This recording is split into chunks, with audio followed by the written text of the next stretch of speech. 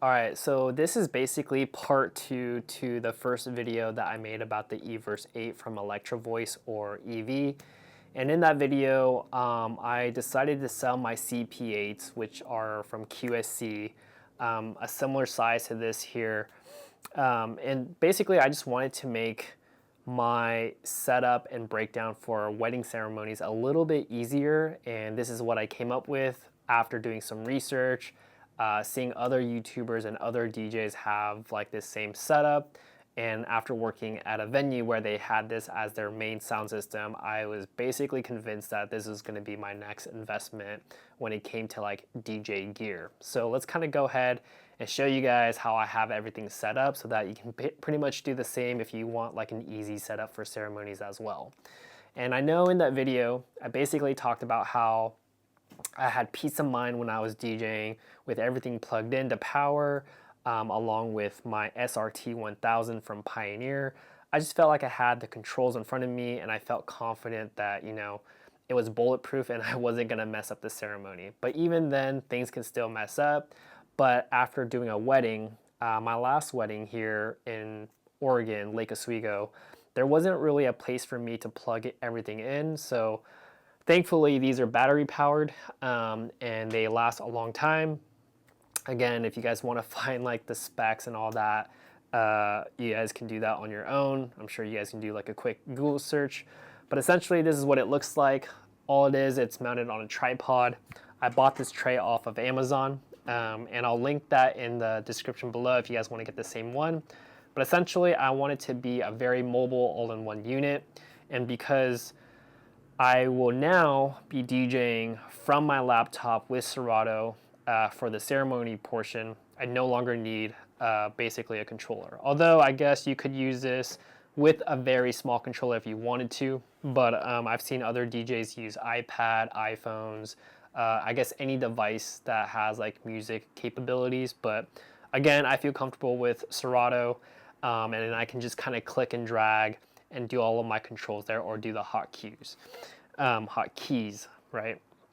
So yeah, my iPad will sit here on this tray, and typically it's not going to be sitting in the front here of the speaker. It's going to be behind it. That way I can kind of monitor everything, and if I need to, I can adjust the levels here on the speaker itself. But I'm never going to be in front of the speaker. Just for this video, I want to show you guys what that looks like. And it's just held by a clamp, so it's really nice and sturdy. I mean, I'm putting some pressure on it. It's not going to go anywhere. But I also did order this tray that came in as well. It's held down by 4 screws, and the screws are basically in place. So when you unscrew it, they're not going to fall out. They have like a locking mechanism, so it's just going to stay there. So this is your new handle now instead of this piece here. But essentially, when you buy the top part, the shelf part for this speaker for the Everse 8, it comes with this AC adapter.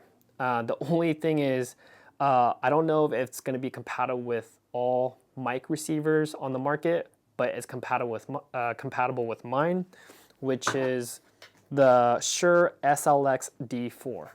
The only issue with this cord is that there's a lot of play with the input. So I can plug it in, but to pull it out, pretty easy. So I'm gonna have to be real careful if I'm gonna be using this cord. I did order 2 other ones, but they never came up. Emailed the company back, and they haven't gotten back to me yet. So might have lost 30, 40 bucks there, but I don't know. I've been losing a lot of packages lately and it really sucks. But yeah, so let me show you guys how I would pretty much set everything up. So laptop here on this tray, nice and sturdy. The mic receiver is going to go on here. There's this strap that straps it down just for extra security. And then if I were to fully set it up, I would have 2 antennas right here. The AC power cord that's going to go into the speaker itself to power the mic. Here's that. Then this goes in here. Again, very little play and it will unplug. So most likely what I'll do if I continue to use this cord, I'll just kind of tape it. It's going to look a little ghetto, but I don't think it'll be very noticeable as long as it gets the job done. That's what I really care about. But eventually I'll find a long-term solution just to make sure that, you know, it's a little bit more secured. So anyways, and then the way that I guess I would connect my laptop would just be headphone jack or aux cord. So that will go into my laptop. That would be controlled everything by Serato DJ Pro, and then it will go into this input right here. So we'll go ahead and turn on the speaker. So everything lights up, all good to go.